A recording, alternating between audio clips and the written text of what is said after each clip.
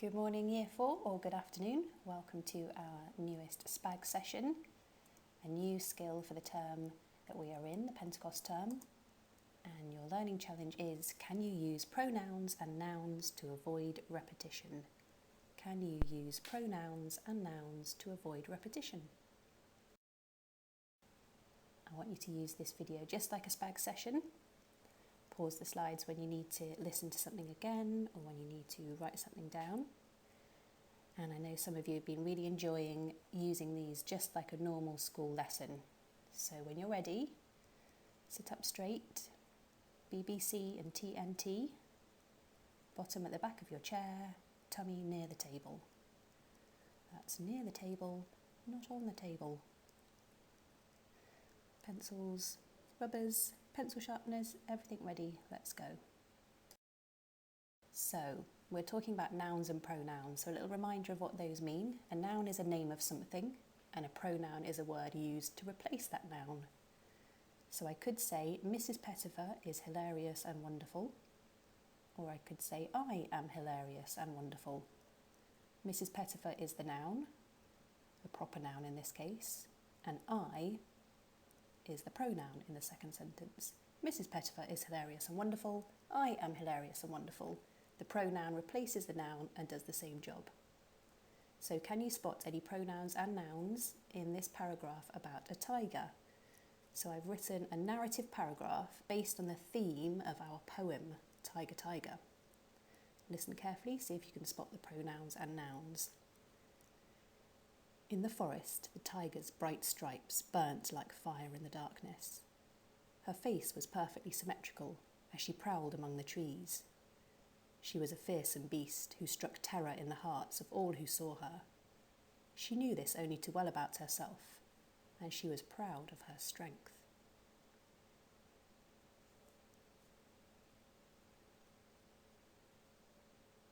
So what pronouns or what nouns can you spot in that paragraph? I'd like you to write down 3 nouns that you can find. So the name of something. And 3 pronouns. So words like I that replace a name.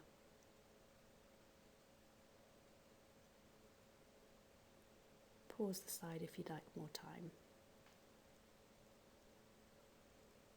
Right, nouns that I can find when you're ready.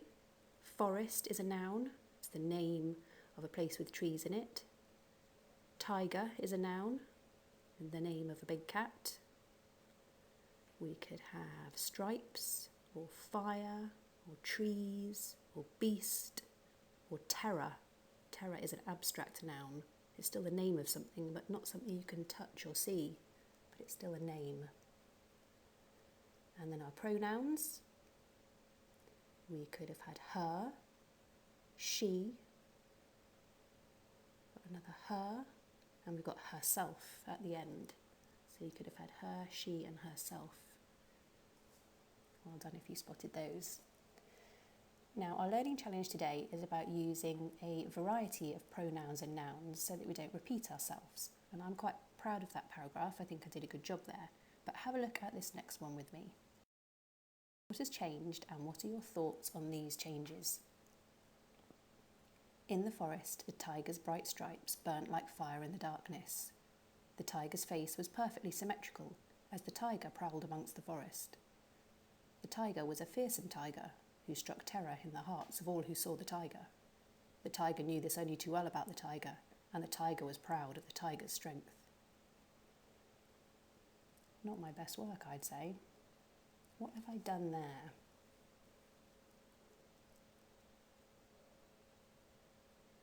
Can you see something that keeps repeating itself over and over and over again? Well done, it's the word tiger. I've used the noun tiger again and again and again. And it kind of worked okay at first. In the forest, the tiger's bright stripes burnt like fire in the darkness. The tiger's face was perfectly symmetrical. Up till that point, your reader doesn't mind hearing tiger twice. They're being reminded that this is a paragraph about a tiger. But then it starts getting ridiculous. The tiger was a fearsome tiger instead of she was a fearsome tiger. or the tiger was a fearsome beast. The tiger knew this only too well about the tiger, and the tiger was proud of the tiger's strength. So it's just got ridiculous. I've repeated tiger too much. Now this is a really bad example, but it's a good example to show you that if you repeat either a noun or a pronoun too much in one paragraph, it's just going to look ridiculous. And this is what we need to polish in Year 4. Yes, we know how to use nouns and noun phrases and pronouns, but are we making sure we're not just sounding ridiculous by using one too many times? So I'm going to ask you to write your own sentence about the tiger now so that you don't repeat yourself. And I want you to choose 2 of the following words to use in your sentence. 2 from she, her, tiger or beast. I'll give you a little example so you can see what I mean. The tiger crept slowly towards her prey. I've used tiger and her. So those were the 2 I chose. So pause the video and have a go at writing a sentence with 2 from that list.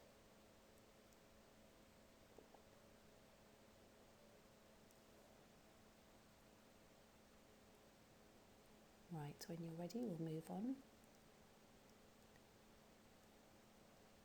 Here's another example. Maybe you had some adjectives that made your noun phrases come alive. The beast knew that she was the most powerful predator in the forest.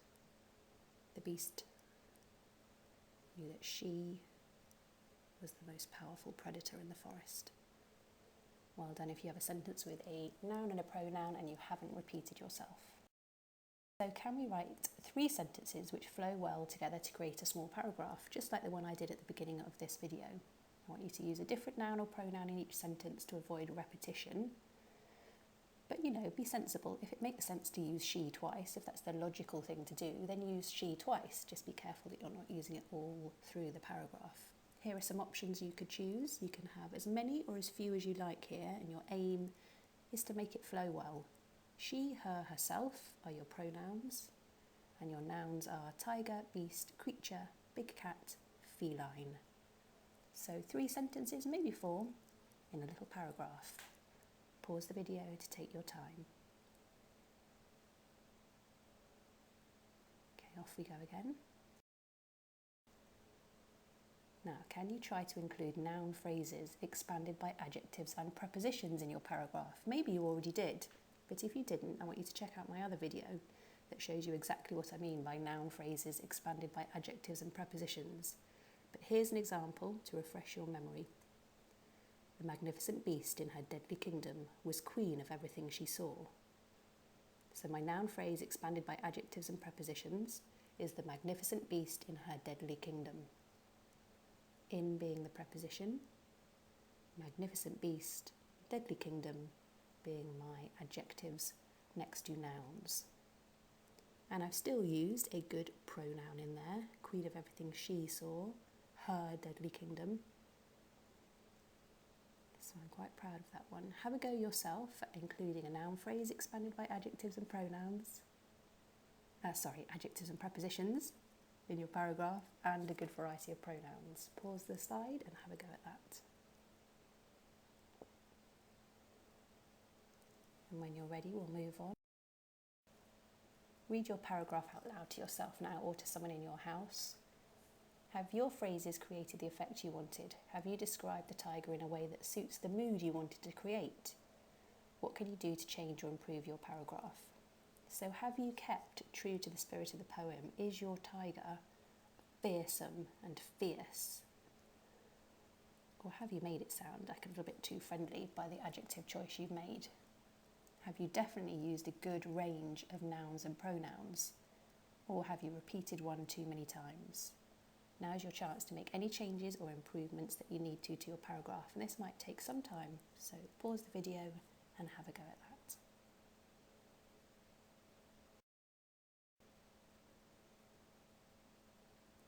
Well done Year 4, you're doing brilliantly. I spoke to lots of mums and dads this week, and lots of you are really enjoying having a go at these videos and having a kind of reminder of what a school spag session would be like. So keep up the brilliant work and maybe send me in an example of your finished paragraph so I know that I've not been talking to myself. Right, see you soon. Bye.